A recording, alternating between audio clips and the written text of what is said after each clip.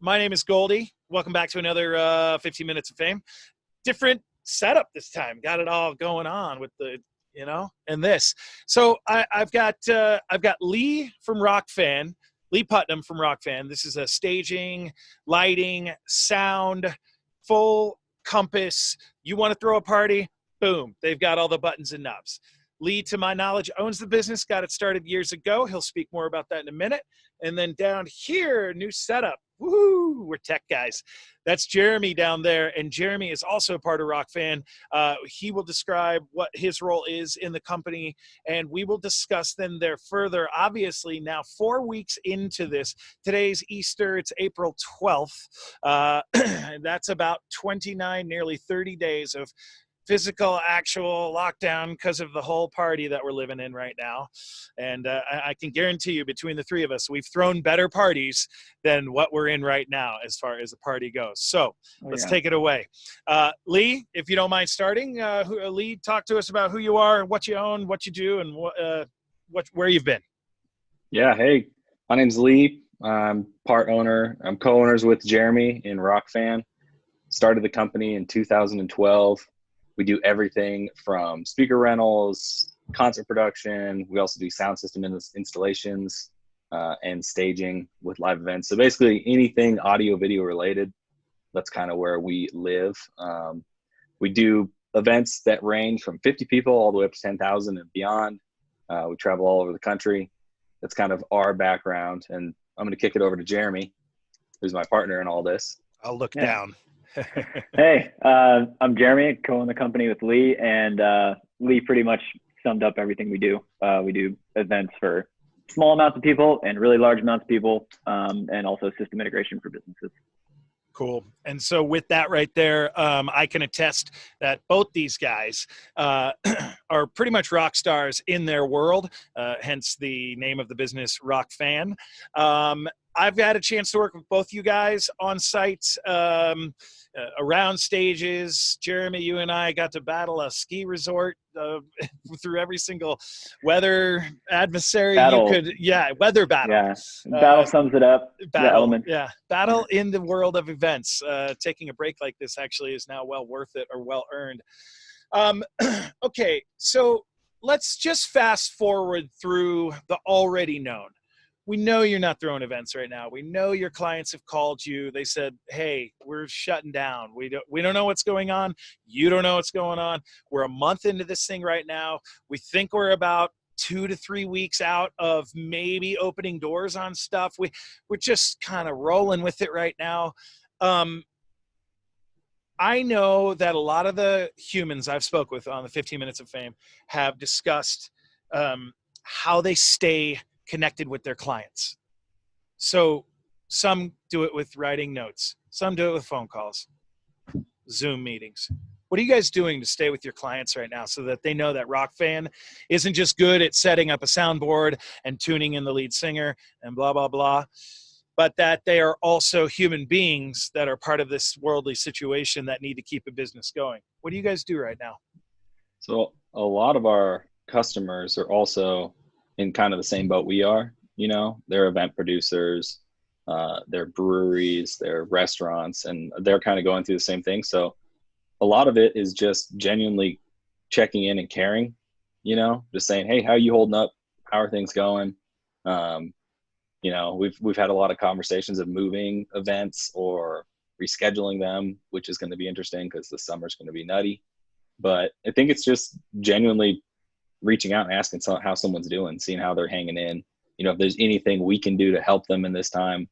We're fortunate enough where we've been blessed with enough business to kind of keep us going through all this. So you're so that's using kind of the what power we've been doing. Sure. The power of phone call and power of caring. Yep. Jeremy, anything that you're doing in specific to keep clients in the knowledge of who Rock Fan is? Yeah, so there's a lot of events coming up in the later summer that we haven't been told are canceled yet, because things will hopefully start to open up. I'm hoping in June. There's still a lot of uncertainty around that, but there's a lot of stuff we're still planning on doing, and we are working and gathering details as if that event is still happening. So there's a lot of things that haven't changed that might still change. And then there are things that have canceled, and we're trying to figure out whether that's going to be something that is delayed and will happen later in the year, or if it's canceled. So here's one for both of you. Okay. And this has already happened to me, and I know it's going to happen to you guys. What happens when the schedule gets mixed up? Somebody calls you and says, okay, hey, listen, we're taking it from April and we're going to go put it over in August. And then one of your other clients calls up 10 minutes later and goes, hey, we're taking the one from May and we're putting it in August. And then boom, it's on the same weekend. Yeah. Who wins pecking order? How are you juggling these known double bookings coming your way right now? Well, we get double and triple booked all the time, so it's not really something new. So we're just ready for the deluge of events. They're gonna come, and they're all gonna probably come in August, because that exact conversation has happened a couple times with some of our big ones, and they're like, well, we'll just do it in August, and there's not really a solid date set yet. And August in Colorado, for the stuff that we've done years prior, that's already a busy month, so it's really fun to figure that out. I think Lee will agree with me. Yeah, we also are lucky enough too. We work with other vendors who are in similar companies like ourselves. And there's a lot of we support each other when we have each other's backs, kind of that thing. So I know that one of the companies we do a lot of work with, their slow season is in August. So I'm sure that we'll be making their slow season not be in August this year. Well, and I've had discussions with people who produce the NFL draft, the Super Bowl, the Olympics, and you know, they're moving stages for the world, right? All the way down to guys like yourselves who are more focused in like a Colorado and regional area in the immediate. I mean, if somebody calls you and says, hey, you want to stage something in New York, I'm sure you'll do it if it all works out. But the point is that you're based here in Colorado. And it's interesting because this time in life is affecting everyone. I've used this example before. I take us back to 9/11. 9/11 is the reason why we have the Super Bowl in February now. It used to be a January event. That was the event that moved the Super Bowl. It'll be interesting to see, like now the Masters, the golf tournament, is being moved into, I believe it was November. And it's like, will there be new discoveries in events where it's like, you know, we've been throwing this thing in April and all of a sudden we threw it in August and we're like, this is pretty rad. Do you see down the future right now where a concert might just actually go, yeah, I think we're just going to keep it in August? Yeah, it's hard to say. There's going to be so many things happening in August. It's going to be a fight. Locally for us, like what wins, because there's already so many successful ones that happen that time of year. Other things may stick, and then that will open up opportunities for other events to happen during the early summer, springtime time of year here, where the weather is a little, you know, that's the tough part with holding events this time of year in Colorado, because you don't really know what the weather is going to do. Like we had kind of a false spring yesterday, 70 degrees, and then today woke up to snow. And isn't it great?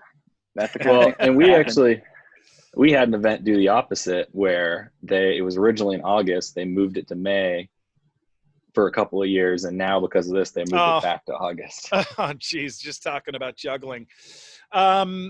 It's going to be interesting how like those play out, like pecking orders, how things will get delegated.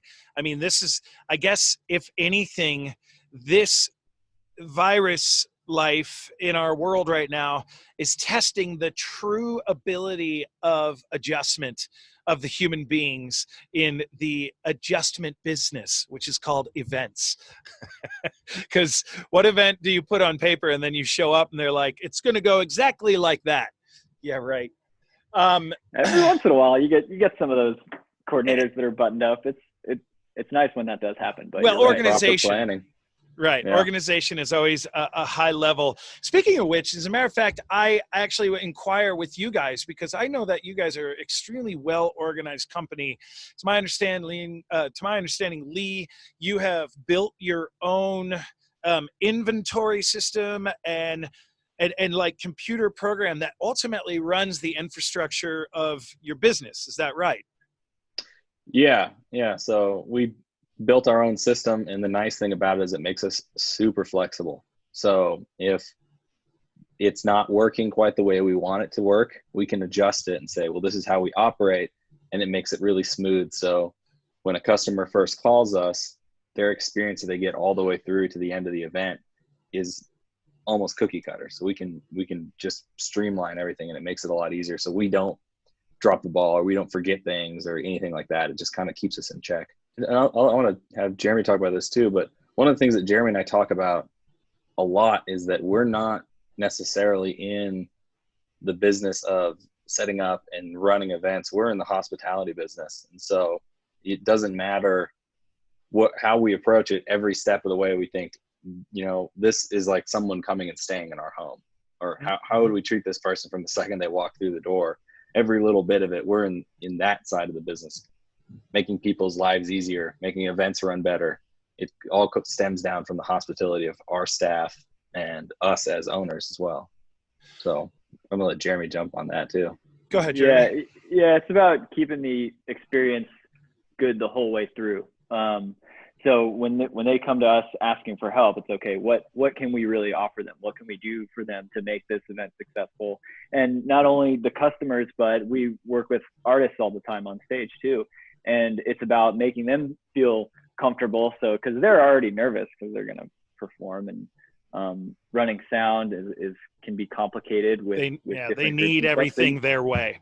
Yeah, you got to put their minds at ease. Make it easy for them. And you just met that person 18 seconds ago. You don't know the bass that they're playing. You've never seen a drum setup like what they've had. They got a keyboard. Try to build trust quickly. Yeah, it's for those that don't run stages. That's the world right there. It's. I mean, to know your buttons and knobs, that's like cool. That's like, all right, cool. I know how to run a mixer and things like that. But it's more about like, it's watching the faces of them when they're playing, and you can see that their face is like twinging because maybe the monitor's too loud, and they haven't set it on the microphone or something like that. And you're kind of like in tune with them. It's really quite the art. And I think that's the 6th degree of separation, who makes a really great sound and light company, who go out and, do this for bands, because that's the difference of when a band says, because that's kind of where your reputation goes. It goes off that stage and wherever that band's going next, because they're going to be like, oh, Denver was crap. This Jerry behind the board, all he had was his cigarette in his hand, and he cut his ponytail off. He's not a real sound guy.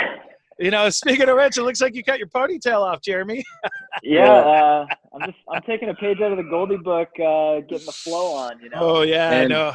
Yeah, you gotta have. And I think no flow. Yeah, I think you said something very true there that we take really seriously, is the attitude and how our guys perform under pressure is really important to us. It's like, it's okay to make a mistake as long as you own it and you do your best to fix it. And that's kind of what we preach to the guys every time they walk out the door. It's like, leave your ego here, go out there and just support anything they need. If a customer, I want them to feel like they can walk up to us and ask us for anything outside of our scope of work and be comfortable doing so, where they don't feel like, man, I don't really want to bug those guys. No, the door's always open. And that's what we try to do to differentiate ourselves. In this 15 minutes, we found out that Jeremy and Lee are human beings that run a business. Coincidentally, they know how to run buttons and knobs that'll make you sound great on a huge stage or a tiny stage. So if you're looking for staging, lighting, customer service that bases a good experience with all the things considered to throw a party for your corporate, for your breweries, backyard parties, Rock Fan's the hit. What's your information, you guys? Lee, take it away. Our website is great. It's rockfan.rocks. That's it. Is that ROX or ROC? What kind of rocks are we working with? ROCKS. ROCKS. So rockfan.rocks. Awesome. Rockfan.rocks. That's the website. Our emails are info@rockfan.email. Perfect. But if you Google us too, if you search for Rockfan in Colorado, we pop right up, and all this information is up to date. Lee, Jeremy, awesome 15 minutes of fame with you guys. And if you want to sound and light company that rocks, call Rock Fan. They are your people. Out.